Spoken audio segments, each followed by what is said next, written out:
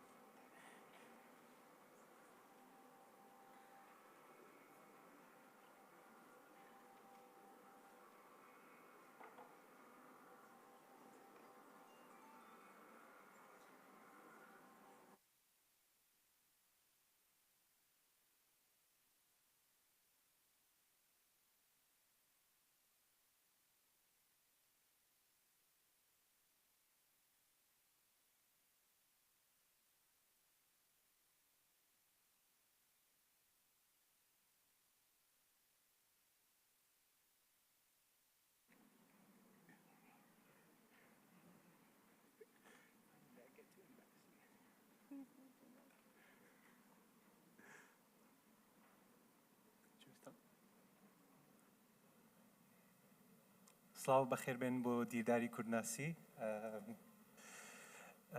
Thank you everyone for your insightful presentation and speeches. Now we're moving to this session with Dr. Alana Marie and Professor Martin van Bruinessen.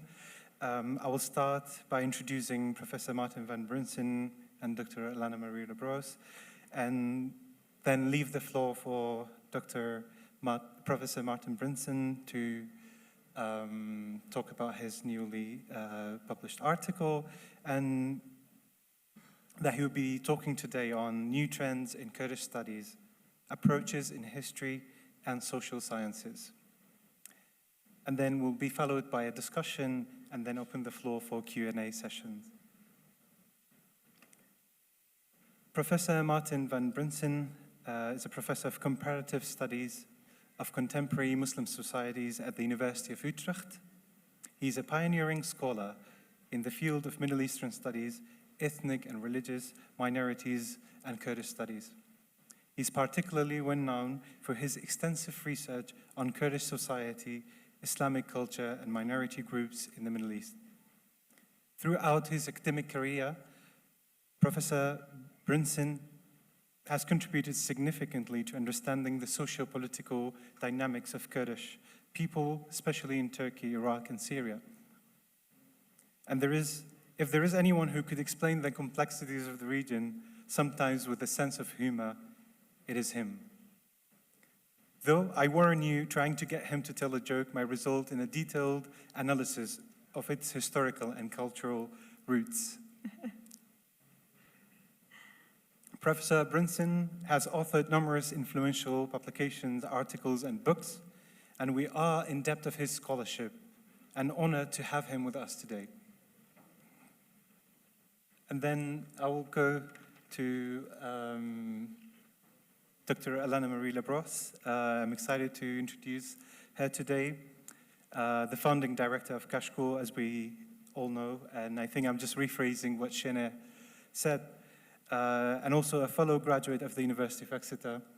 Alana is a prolific academic writer and literary translator, and most importantly, family and a friend. Honestly, I could spend ages listing all of her accomplishments, but if you haven't heard of her yet, she's definitely someone you will want to look up on Google, not while I speak. All right, well, if Bryar gets to embarrass me, I'll embarrass him a bit too. Bryar is a PhD candidate at the University of Exeter, where he is on full scholarship.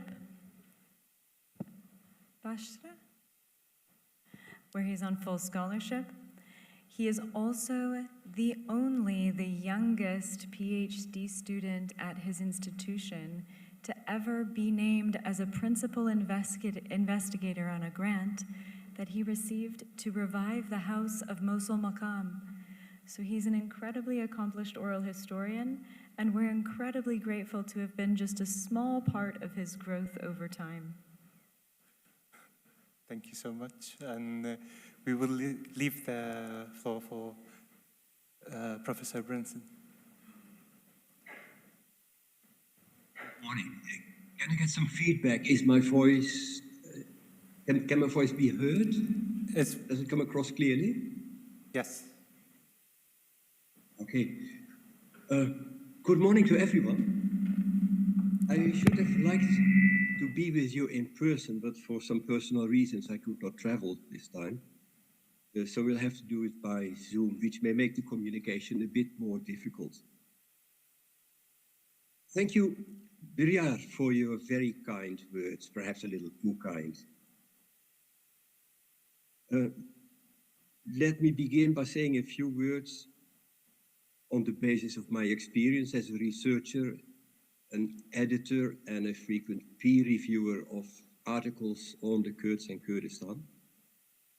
Let me begin by saying a few things about at least three different traditions of Kurdish studies that I've come across. The first of these is the local tradition, the oldest one, and a local tradition that certainly in Slemani is still very much alive. There is a continuity from certainly the 18th, 19th century to today. There's still people who live in that tradition, who work in that tradition. It is a tradition based in the madrasa, both in northern and southern Kurdistan. The madrasa was not only teaching people the religion of Islam, but it was also teaching literature and history. Among the madrasa graduates, people have often distinguished between the ulama, the scholars of Islam, and the odaba, adib, the scholars of the men of letters, people of literature and of history. The study of literature in Kurdistan, of course, was often done in connection with tasawwuf and the other Islamic sciences. In history, this local tradition followed the great Persian, Arabic, and Ottoman historians, but there have also always been local historians who wrote the history of their own place. In the end of the 19th and the early 20th century, some of these people of the madrasa tradition already became connected indirectly with Western scholarship through military education in military schools in the Ottoman Empire, and later, during the British occupation, contact with the British authorities. A very different tradition, more distant from the field, but one might say perhaps more systematic, is the tradition you find in European countries like Russia, Britain, France. Very much based in imperialism of those countries. The schools that emerged engaged in the systematic study of written sources and of objects that had been collected by traders, adventurers, missionaries, and diplomats. In the case of the Russian Kurdish Studies tradition, two important people had been the consuls Jabba, who had been posted in Erzurum in the mid-19th century, and Nikitin, who was posted in Urmia in the early 20th century. Both collected many manuscripts, both learned Kurdish with the help of local mullahs, and both also asked these mullahs to write for them new texts. Some of the most interesting early Kurdish texts that we have are due to the initiative of these consuls.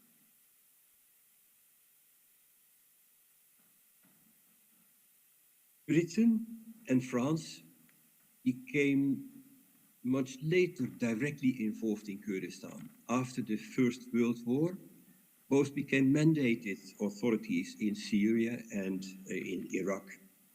And we find the founders of the British and French Kurdish studies tradition active as political officers in Iraq, like Edmonds, who again worked together with a local counterpart, the famous Tawfiq Wahbi. And in France, the political officers Rondeau and Lescaut, who worked together with the Bedr Khan brothers.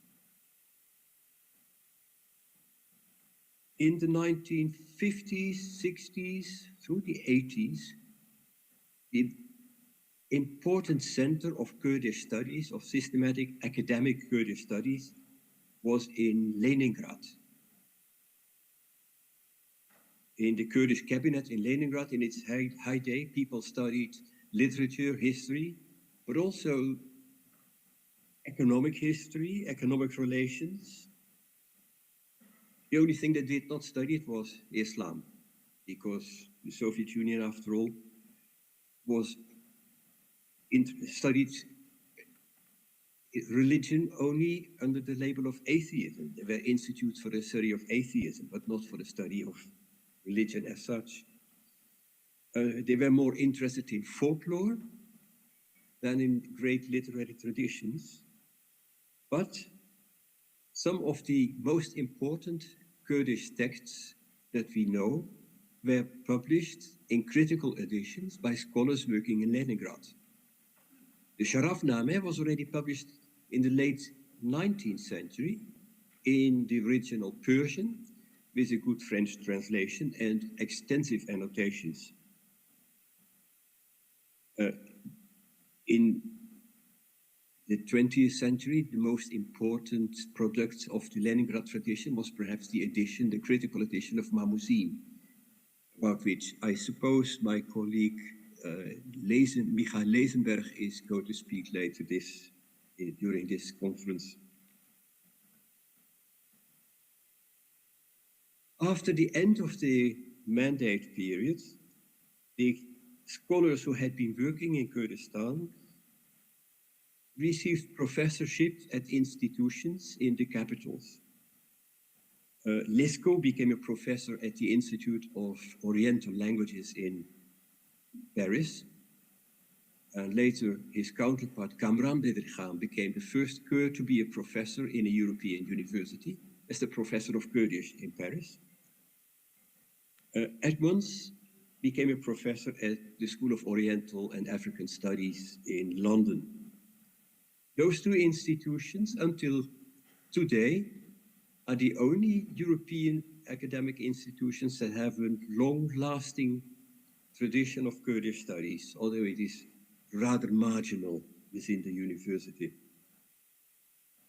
The third tradition is a rather different one. It is the anthropological tradition to which I myself belong. The first anthropologists also came under the imperial umbrella. Edmund Leach was the first anthropologist to study Kurdish tribes in the Baluk area, close to Hadjumran, in the 1940s. And in the 1950s, Frederick Bart studied the Jaf and another tribe in southern Kurdistan. Both these scholars later became very famous as anthropologists, but on the basis of work they did somewhere else. They both considered their study of Kurdish society as partly failures, and they did not establish the school of Kurdish studies in anthropology. In Germany, which only very late became an imperial power, in Germany there was a small tradition of anthropological, sociological studies of the Kurds that started in the 1950s with people like Wolf Hütteroth, the social geographer, and Wolfgang Rudolph, who both studied tribes and the relations between tribes and non-tribal groups in Turkish and in Iranian Kurdistan. There was also a musicologist, the first ethnomusicologist to study Kurdish music, Christensen. All these people published in the late 1950s and 1960s. And in the 1970s, I joined the chorus, and due to the, at that time, relatively open access to Kurdish society, I managed to study in all four parts of Kurdistan.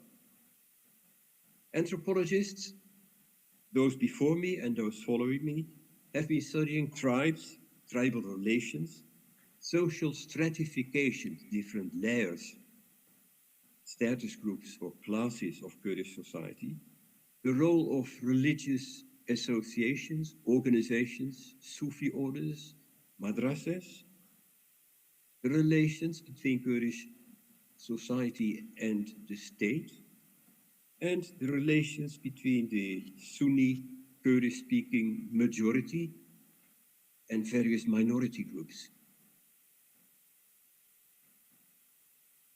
In Western academia, Kurdish studies of all kinds remained marginal in many respects.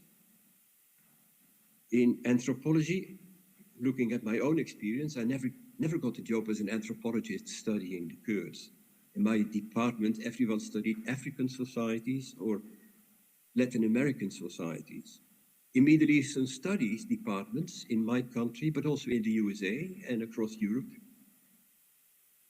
there was a fear of studying Kurds, of touching the Kurds, because to have access to Arab countries, to Turkey, to Persia, to Iran, it was better if you were not tainted with the stigma of having had to do with the Kurds. None of these countries in the 70s, when I worked, and in the 80s, looked favorably on foreigners who wanted to study this embarrassing minority within their states. In the 90s, when I finally had a job which was actually defined as teaching Turkish and Kurdish studies at Utrecht University, we received a visit from the Turkish ambassador at my department. As often happens, these departments, in order to make relations with the field easier, invited diplomats. The Turkish ambassador told the head of my department, of course the Kurds don't exist and they don't have a language. So the head of my department called me and said, well, and this is the guy who studies them. It was an embarrassing conversation, but at least the ambassador was happy to hear that I also spoke Turkish quite well at that time. But I had found that job in 1994, which is about 16 years after I finished my dissertation. In the period in between, I'd been working elsewhere, and in Europe, there was hardly any opportunity for a person to engage professionally in Kurdish studies. Some people did this as a hobby besides having a job in other fields. But things changed. By the 1990s, there was a greater hospitality for experts on the Kurds. There was a certain need for expertise among both governments and society in general. And that is due to two important developments. The first, I think, is the emergence of a large and vocal and increasingly influential Kurdish diaspora in Europe and North America. And the second, but this is closely related, is the increasing visibility of the Kurdish political movements, which created an interest also among Europeans and North Americans in understanding more about the Kurds. Professor Bruinessen, just to remind you that you have like 1 minute, but we will continue to ask you a question in the discussions as well. Well, in that case, I will ask for a few more minutes and I shall speak a bit faster. I shall forget about some of the major points I wanted to make, but I think it is important to see that the interaction between the local tradition of Kurdish studies and the Western and Russian tradition began already with the collaboration with local scholars with people like Edmonds and Lesko, Tawfiq Wahbi, the Bedrghaans, Muhammad Amin Zaki are important early pioneers of a modern type of Kurdish studies that diverges from the madrasa tradition. Muhammad Amin Zaki, who wrote an important book on the Kurds and their history, based his work not on direct reading of the Persian and Arabic sources, but on English books that were based on those sources. In 1958, the Qasim coup, there were tremendous changes in Iraq. For the first time, there was a certain openness towards the Kurds. And the Soviet Union invited people from Iraq, mostly members of the Communist Party, to study in the Soviet Union. And we see a first generation of Iraqi scholars who are being trained in the Soviet Union, who received their MA, some of them receive a PhD, and later the second PhD that you have in the Soviet Union. And after 1970, after the peace agreement between Barzani and Saddam Hussein, those people return and are allowed to establish the first Kurdish academy in Iraq, the Kurdish Court, which published a journal in which we find both types of scholars. We find people who had trained abroad, like Dr. Kamal Mazhar Ahmad on the one hand, and we find local scholars like Mela Karim writing in the same journal, writing in Kurdish, Sorani, or in Arabic. In the 60s, labor migration from Turkish Kurdistan to Europe begins. Later, a flow of refugees from Iraqi, Iranian Kurdistan, and from Turkish Kurdistan reaches Europe. And there is a critical mass, first in Sweden, which has a policy of fomenting multicultural life to flourish, where the government sponsors the publication of Kurdish language journals, which later, after political changes, returned to Turkey. Now, some of the conditions for the institutionalization of Kurdish studies began, but I will have to skip that part. And just to say that in the journal that I have published, means for the past 10 years, there have been a few stable journals on Kurdish studies in Europe. We have seen that among our contributors, the percentage of Kurds writing on Kurdish studies has gradually been increasing. In the beginning, Kurdish studies was a monopoly of people educated in Europe, and most of them were not Kurdish. But when we started our journal, the initiative was from the Kurdish diaspora. About 40% of the contributions were written by Kurds, educated either in Europe or educated in the home countries and later traveling to Europe, or even writing to us from their home countries. Gradually, we have seen that percentage rise. At present, it is more than half. It's 55, 60%. Professor, apologies, I have to interrupt you there, and especially Yes.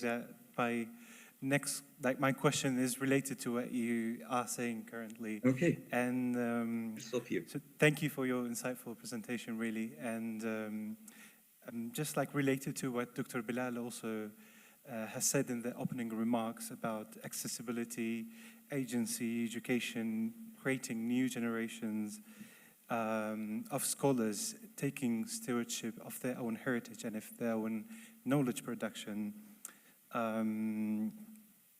which are the cause of decolonial research, really.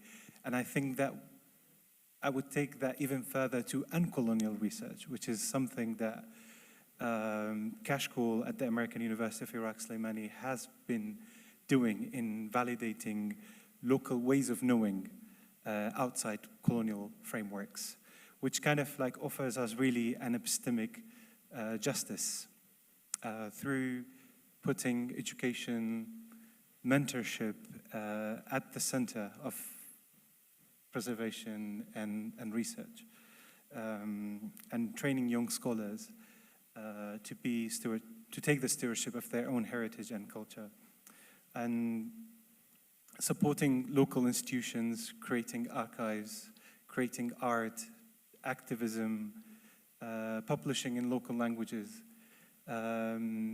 All of these, the values that truly Kashkul at the American University of Iraq Slimani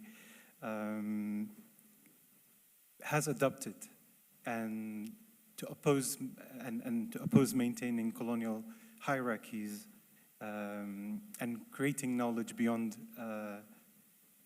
colonial archives in Western institutions. I want to hear your thoughts on this, especially around the ongoing colonial influence in shaping contemporary narratives and identities, and your thoughts on what the Argentinian semiotician Walter Mignolo calls epistemic disobedience, which is something that really Kashkul has been doing here at a time where, like, I remember writing collaboratively with local scholars was challenging. Putting the names of local scholars on publications was not accepted, or it was really hard to publish. And it's something that Kashkul has been doing, I think, that epistemic disobedience that I really value, and I really want to hear your thoughts on. And I'd also like to add... I'm not sure I understand what you mean by epistemic disobedience, but in the people that I'm in communication with, the young Kurdish scholars, or scholars of Kurdish background, active in European universities, they have been strongly influenced by post-colonial scholarship, especially the school of Edward Said. And the first thing is that they're reflecting about what exactly, who is a colonizer. There is, of course, the imperial colonizer. There is the written, there is perhaps the leading school of thought, the way of thinking, the way of analyzing, the way of looking at problems of the West that persists and that is still very much pervaded by a sense of superiority and a wish of dominance on the one hand. On the second hand, especially those from Turkey say, well, decolonization is not just liberating ourselves from American imperialism or from Soviet imperialism, but also from the pervasive Turkish colonial influence, which is still very much alive, which still defines what we are allowed to say in Turkey. And something similar also applies to Iran and Iraq and Syria. The need to decolonize from the near colonizer, not just from the far imperial power. You seem to refer to something different. I agree, it is fascinating to see how people are trying to find a discourse that is not framed in a Western academic discourse, that is not framed in a Western university. Although being in the American University of Iraq, I think it will be hard to liberate yourself completely from Western frames of reference and ways of speaking that were developed in and are respected in the West. And indeed, engaging in a discourse with writers, thinkers, ulama of the local tradition who wish to continue thinking without being influenced by imperial categories may sometimes be hard. You mentioned finding it difficult to publish under your own name plus the name of your local counterparts. Now, in my experience, which is mostly based on Turkey, the local counterpart is afraid to see their names published because of the repercussions it may have. But you might have been referring to something entirely different. You seem to suggest that having a local counterpart is not perceived as respectable in some academic circles? Yes, Did I get that right? Right? Yes, so when we initially, and I'd like to also thank you for your comments about decolonializing the near colonializer, the far colonializer, because that was actually what last night Dr. Farhad Shakali was exactly saying. So it's really interesting to see comments from Dr. Shakali come up in comments from Dr. Martin van Bruinessen. Already we're seeing some really interesting confluence of thinking, which is exciting to me. I just wanted to thank you both for that.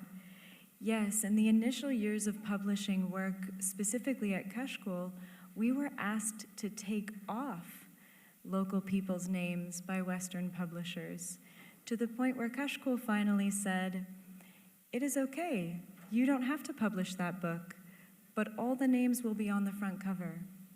So it actually became a stance we had to take, even for particular prizes. Literary translations with more than one translator are not eligible for the prizes. So in the worlds we moved in, we actually had to fight a very quiet but certain battle for our collaborators to be acknowledged for their contributions. So that is something that we saw. Dr. Martin, I wonder if I could progress, because I want to look back at my notes here, the oldest local tradition of Kurdish, and you mentioned the role of tasawwuf in that. I wondered if you could speak a little bit more about the relationship there, and I wondered if you could talk about opportunities you see now for revisiting the hermeneutics of the hujra, revisiting the hermeneutics of the tekya, to say, what can we bring forward from these ways of knowing and into collaboration with the contemporary ways of knowing, so that we're not leaving good things behind, we're finding new life for them. I wonder if you could reflect on that question. Perhaps not directly as a direct answer to your question, but a reflection based on that. In Western academic studies of Kurdistan, the religious dimension has been underemphasized, heavily understudied. There has always been an interest in what deviated from Sunni Islam. So Western scholars have been fascinated by Yazidis, by Alevis, by Yarsan, Kakai. They have written a lot about Christian and Jewish minorities in Kurdistan, and surprisingly little about the majority, about Sunni Islam, Sunni Islamic thought, Sunni Islamic education, and Sufism. Very few people in the West have had the linguistic ability to properly study Sufi texts. And of course, that ability is much more strongly represented in Kurdistan itself. I think in Slemani, you find some people who are capable of studying these texts in a very sophisticated way, which, because of the difficulty of the language, is not easy for scholars from outside who have to learn 2, 3, 4 languages later in life. There is a clear shift towards an interest, and I think Turkey is very important there. Turkey, like the Soviet Union, did not look favorably on religious studies. But due to the government that is presently ruling, the AKP government, it has been in power for more than 20 years. There are many reasons not to be too happy with this government, but one thing is it enabled people for the first time, Kurdish people for the first time, to study Kurdish subjects in universities in Turkey. And precisely if they did not write about politically contentious issues, but focused on the intellectual and religious traditions of Kurdistan, their publications were acceptable. So there is an increasing scholarship based on a firm knowledge of the language and a better understanding of the religious dimension of these early texts.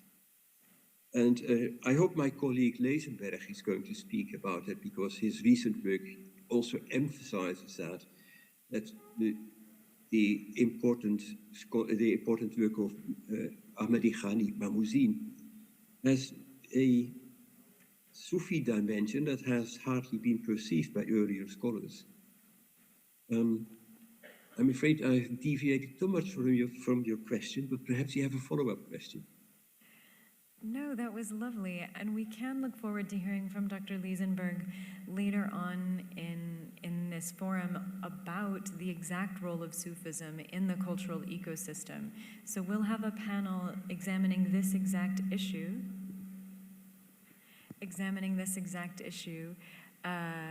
Later on. So I'm happy with your answer. Thank you so much, Dr. Martin.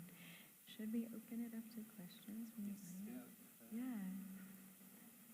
So we're going now for the Q&A session. If you have any questions for Professor Bruinessen. Yes. Well, allow me to say one more thing. After I've praised my colleague Michael Liesenberg, I would also like to praise some person in Slimani. I have received a book by Professor Bushra Kasnazani of the University of Slimani, who I think is doing exactly the sort of thing that I think is very important. She does have this a family tradition of association with Tasawwuf, and she knows the language. And the latest book that I have seen, Farhangi Piran, I think is a fascinating, sophisticated study of Sufi terminology in Kurdish literature. I completely agree. Thank you for bringing her name in. Thank you so much. Do we have mics? We had a question here and we had a question here.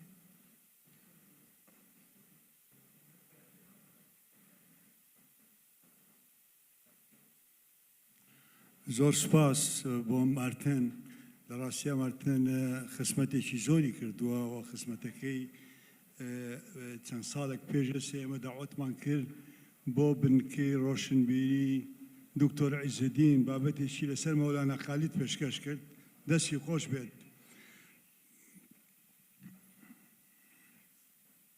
بەڵام ئێستا باسی ئەحمەدی خانی زۆر کردو ئەمانە ئەوەی کە کردوێتی زیاتر دکتۆر عیزەدین مستەفا کە کتێبەکەی دانەوە و وەری ژێڕاوە و دکتۆرای ناوچی پێوەرگرتووە کاک مارتن باسی نەکرد یعنی بە نازانم لە بیری شوبوو یا چی ئەوایە باسی بکردایە. ئەوە یەک. دوو شتێکتر هەیە ئەو باسی لایەنە باشەکانی کرد مستەشرقین بەرامبەر بە کورد بەڵام لایەنی سەلبیش هەیە ئەبێ باسی ئەوانەش بکرێ. مەسەلە بۆ نمونە مەسعودی لە کتێبی پرۆجە زەهەبە زۆر کردوتە سەر کورد دەڵێ کچمێن بە کورد و کوڕیژمێن چکە جنۆکەیان لێبێ. هەروەها لە کتێبی الکافی للکولینی لە جوزئی سێ دیسانەوە عینی شت هێرشی زۆری کردوتە سەر کورد و ئەڵێ کوردەکان جنۆکەن بەداخەوە. نەعوم شۆمسکی کتێبێکی هەیە 200 ساڵ والغەزو مستەمر باسی دوای حربی عالەمی دووەمەکە کە چەرچڵ و توێتی ئەبێ کورد و ئەفغان ئەمانە نەتەوەی زۆر دواکەوتونە بێ شیمایان پێکرێ کە ئەمە بەداخەوە ئەمانە مەفروزە هەمومان وەڵام بینەوە هەمومان بە تایبەتی یەکێکی وەکو تۆ کە تۆ خۆت دۆستی کوردیت و میلەتی کورد تۆی خۆشە ئەڵی کاریگەریشی هەبووە. زۆر سپاس. زۆر سپاس پرسیارمان. Should we answer one by one, or we go for another question and then? Answer one by one, but Okay. we can have the mic now. Okay. So we will. Bryar, how about you restate the question briefly to Martin? زۆر سپاس بۆ دکتۆر مارتن بۆ بەڕێستان. من دکتۆر بەکر عەبدوڵڵا شاو حەمەدم دامەزێنەر و بەڕێوەبەری ئینستیتوتی کوردستان لە رووسیای فێدراڵ و پێشەوەی ئاسیا. بەڕێزیان باسی زۆر شتی کرد بەڵام هەندێک کەسان لە رووسیا بەڕاستی دەورێکی گەورەیان بینیوە بەڕێزیان یەقینم ئەزانن بەس باسی نەکرد وەکو مینۆرسکی ژابە دوایەوە لازەرێف دوایەوە پرۆفیسۆر ڤەسیلیەوە دوایەوە زارە یوسوف بوونا کە کوردی یەزیدیە رووسیایە ولو ناوەندەی کەوا ئەوان زیاتر ئیشان کردەوە فەرمووی کەوا زۆر لە کەسانی کورد وەکو تورکەوان مەزار وەکو عەبدوڵڵا پەشێو وەکو زەدین مەلا مستەفا لەوێ دەرچوون زۆر کاری چاچیان کرد و ئەرشیفێکی زۆر گەوریان هەیە بەداخەوە ئەو ئەرشیفە لە سا پێنجیشی نهاتۆتەوە یا کوردستان یا بچێتە دەرەوە ئەوان ئیمکانەتیان نەبوو ئێمەش بەڕاستی زۆر کەم تەرخەم بووین وەڵام من خودی خۆم زیاتر لە 20-25 پەرتوکم چاپ کردەوە بۆ لازەرێف ئەمە یەکیشکە لەوانە کامێرەوانەکان پیشانی بدەن ڕسمی حەفسخانی نەقیبی پێوەیە اینجا زۆری کەش پێویستمان بۆیە کەوا بەڕاستی ناوەندی کوردناسی کە لە زانکۆی ئەمریکی هەیە و من لە خەڵکی سلێمانی و نەمزانی و بەداخەوە تا ئێستا هەوڵ بدەن لەگەڵ بەڕێستانە ئەو ئەرشیفە نەفەوتێ ئەو ئەرشیفە پەیوەندی بە سیاسەتەوە نییە خۆتان دەزانن خەستم سیاسەتی رووسیا یاخو سیاسەتی کە تەنها پەیوەندی بە کوردەوە هەیە مرچی کووردە بۆ نمونە شەرەفنامە بەڕێستان باسان کرد بۆ یەکەم جار لە رووسیا کراوە بە فەڕەنسی پاشان خاتوبەسیلەوە لە زمانی قەناتی کوردۆ خواهاویگە باسی ویشمان نەکرد کە دامەزرێنەری بەشی کوردی بوو لە ئینستیتوتی ڕۆژهەڵاتناسی ئەم خاتوبەسیلەوەی ناردووە بچێ فارسی بخوێنێ تەنها بۆ یەک شت بۆ وەرجێڕانی شەرەفنامە لە دەقی فارسیەوە بۆ ڕووسی یعنی ئەوان خزمەتی زۆر گەورەی مێژوو کولتور و نەریتی کوردیان کردووە بەڵام تا ئێستا بەداخەوە نەتوانراوە سوودی لێوەرگێرێ بە پێی پێویست هیوادارم لە ڕێی ئەم کۆنفرانسەوە هەندێک کەس گوێیان لێبێ و سپاس بۆ جەنابتانەکەم من یەقینم بەڕێستان ئەم کەسانە ئەناسن و زۆری کەش زۆر سپاس زۆر سپاس so I'm just rephrasing the questions in a very short way for our time here. And so the first question was, so we talked about Orientalism and like the Oriental literature, but a lot of the Oriental literature also has a very stereotypical dominant narratives about the Kurds and as being devils and many other stereotypes on Kurdish people. And the second question we have here is on the archives in the USSR, in the Soviet Union, and the scholars who have been working there, who were pioneering in Kurdish studies. Now we don't have much access to these archives, and it's something that I suggest for the Kurdish Studies Forum to look for these archives and try to find ways to have more access around this archive. And maybe even I could refine that, Martin, for you to say, what are the ways in which you have received access to these archives, and what are the ways in which we can receive access to these archives?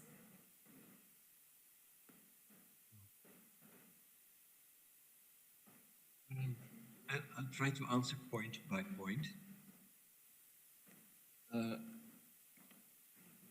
Yes, in Oriental, in Arabic, Persian, and even Ottoman texts, you might find references to Kurds that are very negative. And the question, of course, is who is meant by Kurds? Because the meaning of Kurds changes over time.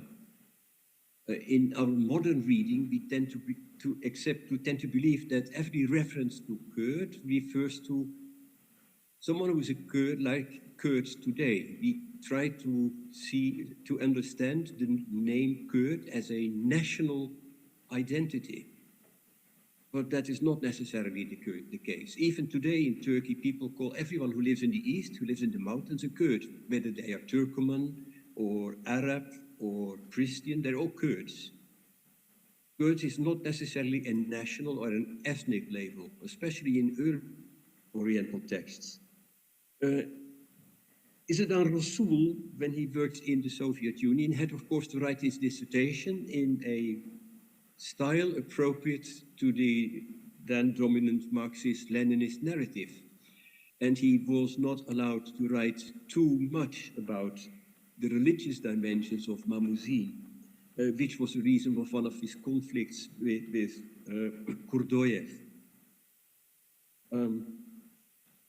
Archives in the USSR, at the time when the USSR still existed, archives were not accessible to people who were not members of the Communist Party. So even the best historian, the best Kurdish historian who studied Dr. Kamal, never had direct access to the archives because he was not a member of the Soviet Communist Party. He could only use these archives indirectly by referring to the writings of Russian scholars who were members of the Communist Party and who had seen the archives. After the fall of the Soviet Union, some of these archives became more open and accessible, but presently Russia is not a country that easily opens itself to foreigners. But the Soviet archives are only one of the many archives. They're very important, they're essential for certain studies, and certainly as far as Iraq is concerned, they remain probably caves of treasure that everyone would like to enter. But even present Russian scholars do not have full access. A colleague of mine wrote about the relationship between the Soviet Union and the Kurds in the 1950s and 60s on the basis of things he had seen in the archive. So I told him I heard that at the time that Barzani was leading the rebellion, he continued being visited by envoys from Baghdad, by Russians, by Soviet diplomats who visited and who continued supporting even when Barzani was up against the government and the Russians formally were supporting the government. Is there any reflection of that in the archives? And he said, but those archives are still closed. We cannot read what actually happened. So there's a lot about the secret history of the Kurds, of the Iraqi Kurds, and probably also the secret history of the Iranian Kurds that is still to be investigated there. And we have to wait till those archives are opened up, and we have to befriend those people who get access. It may be difficult for ourselves, but perhaps someone else may get in there and find the things that we are interested in. All over the world, there are lots of personal archives. In Iran, in Iraq, in Turkey, in Syria, families have archives of important documents that they keep very carefully hidden. And hopefully all these archives will be collected. I see that in Slemani, institutions like Jean and the Heritage Institute have been doing a great job of collecting things from private collectors and bringing them together in accessible libraries. And more of this work has to be done. In my country, there's an important archive called the International Institute of Social History. And some of the Kurdish movements already have deposited part of their archives in that institute to sit beside the manuscripts of Marx and Bakunin and other great leaders of the leftist movements. Part of my own collection on political movements in Kurdistan and in Iran and Turkey is also in that archive now. In Paris, the Kurdish Institute of Paris has the private collections of some of the French political diplomats who were posted in Kurdistan during the French mandate. In Exeter, some activists like Omar Sheikh Mous have deposited their personal archives. So there are a number of places in the world that are growing archives of great importance to a study of the political history of the Kurds and also the cultural memory of the Kurds. Thank you so much. Sorry, I need to be annoying at this session, and because we're limited with our time and we don't want to delay the other programs that we have in the forum. Thank you so much, everyone, for your contribution. Thank you, Professor Bruinessen. Thank you, Alana. Thank you, everyone, for your questions and contributions. And please join us in the coffee break. Well, thank you. It's been a pleasure to be with you.